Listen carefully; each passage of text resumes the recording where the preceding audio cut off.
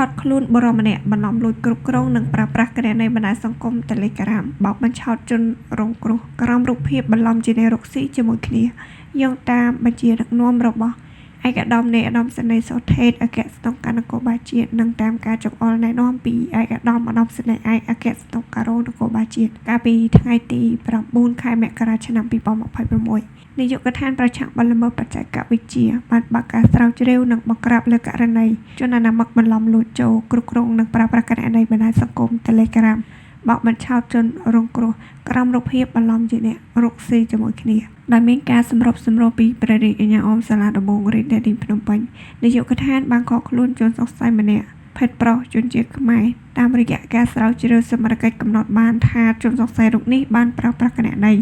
ធនាគារដើម្បីទទួលប្រាក់ពីសកម្មភាពឆបោកតាមប្រព័ន្ធធនាគារជាបន្តបន្ទាប់បច្ចុប្បន្នជនសង្ស័យខាងលើត្រូវបាននាយកដ្ឋានឃាត់ខ្លួននិងកសាងសំណុំរឿងបញ្ជូនទៅអាយកាអមសាលាដំបងរាជធានីភ្នំពេញដើម្បីបន្តនីតិវិធីតាមផ្លូវច្បាប់នាយកដ្ឋានសូមក្រៅរំលឹកដល់សាធារណជនឬបងប្អូនជាសិស្សនិស្សិតទាំងឡាយត្រូវប្រុងប្រយ័ត្នខ្ពស់ពីការផ្ដល់ឱកាសការងារតាមអនឡាញដែលមិនស្គាល់ប្រភពច្បាស់លាស់ដែលអាចប្រឈមនឹងការបញ្ចុះបញ្ចូលអូសទាញពីជនអនាមិករហូតក្លាយជាអ្នកទទួលផលនៃបទល្មើសផ្សេងៗនិងត្រូវទទួលទោសតាមផ្លូវច្បាប់ជាធរមាន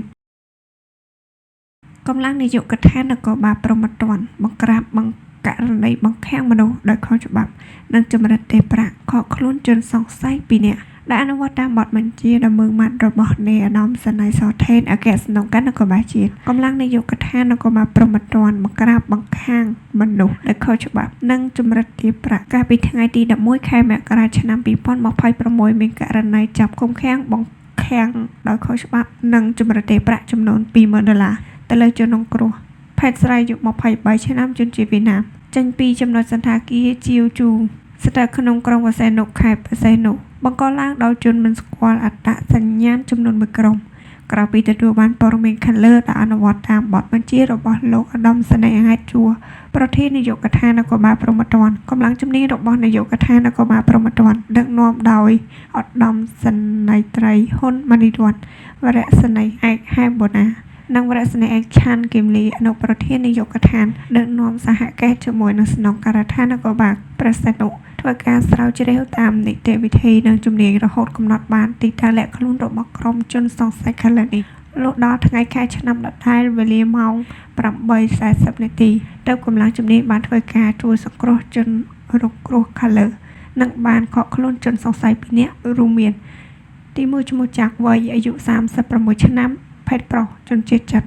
ទី2ឈ្មោះវ៉ាងអ៊ីជូភេទប្រុសអាយុ33ឆ្នាំជនជាតិចិនខកខ្លួនត្រង់ចំណុចផ្លូវ1986សង្កាត់ភ្នំពេញថ្មីខណ្ឌសែនសុខរាជធានីភ្នំពេញបច្ចុប្បន្នជនសង្ស័យខាងលើត្រូវបាននាយកដ្ឋាននគរបាលព្រហ្មទណ្ឌប្រគល់ជូនស្នងការដ្ឋាននគរបាលខេត្តបរសេនុដើម្បីជាការបន្តតាមនីតិវិធី